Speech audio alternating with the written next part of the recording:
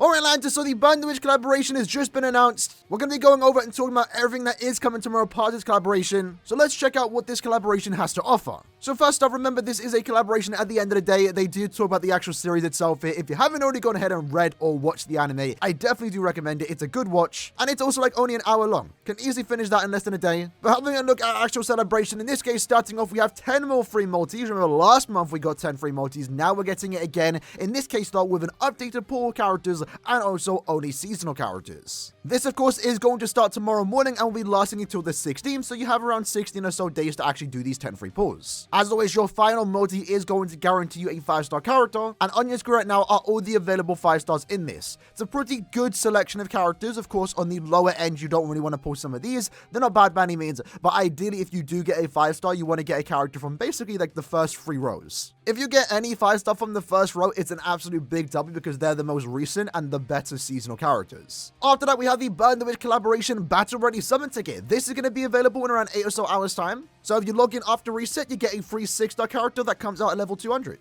No idea if this is going to contain premium and also seasonals. It might contain seasonals, but for the most part, it's just a new 6-star that's max level 200. If you're really new to the game, this is going to be a pretty good pull. We then, of course, have the Burn the Witch collaboration login bonus. This is once more is going to last 15 days. And if you do log in every single day, you are going to collect upwards to 100 spirit orbs and also 60 soul tickets. Of course, the highlight for this collaboration for many people is going to be the banner, a new parasol version of Baogo and Sushi, Bruno, and of course also Macy. These are some of the best characters in the entire game, and we're going to talk about the banner going forward later today. But the banner itself is a normal 25 step-up format, so it's a pretty good banner in terms of steps. And then the fillers with the banner characters included, it's just a really good banner. It's one of the best banners in the game in my opinion. Definitely a must summon, and this is a banner in my opinion that, you know, you should potentially be spending your anniversary orbs if you do want to try and get your hands on these characters, because they are some of the rarest characters in the game. These 3 characters will only be available till May 16th, and after that they might not be back until the end of the year, maybe even later. We have no idea when these characters will return, and if anything, they're returning maybe once or twice a year. So given their rare nature and the fact that there's no individual banners, this banner might be a must summon for a lot of people.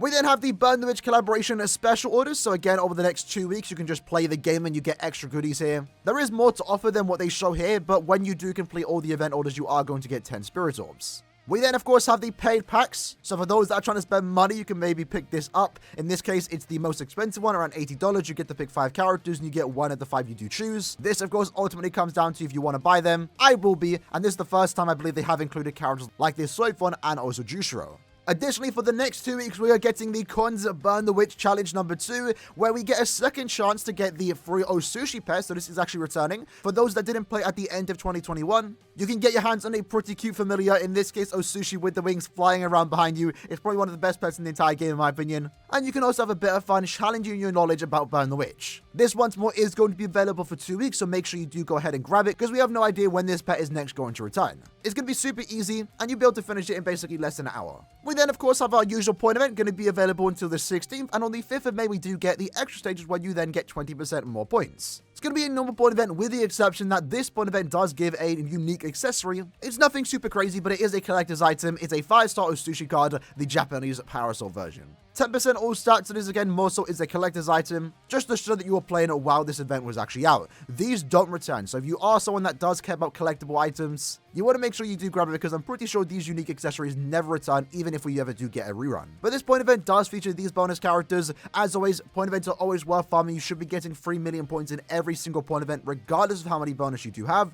But if you do have 3 or more bonuses, it's definitely advised that you do farm the point event more past 3 million points, just to stack up on a lot of Brave Soul summon tickets that you could potentially use on the anniversary to try and get the 8th anniversary character. And to help you out with the point event, we do have the event support pack. This is only going to be like $10 or so. These packs are unironically actually worth buying. Usually I don't recommend, buying packs, but in this case it's $10. You get 1 random character here of these 3. They are a bonus character to help you out in the point event, but they are also all resurrectable. So if you can guarantee yourself a new character for basically $10 or so, you're getting like 300 orbs and a point event bonus. They've made it easy to resurrect your characters, so it actually might be worth a look at. And in this case, at least 2 of the 3 characters are decent. Link Tsukishima being a full stam, and also White Zangetsu being a 25 Nadlink, or 20 Nadlink. For the first time ever, and we have no idea how this is going to play out, but this is lasting the entire month of May, we have the Guild Quest Challenge campaign. So during this period, by doing your daily guild quest, which is something that you should be doing every single day regardless, you will be getting more power items just by completing your guild quests. Doesn't give us a lot here, but just by doing something that you should be doing every single day, you're now just getting more rewards for it.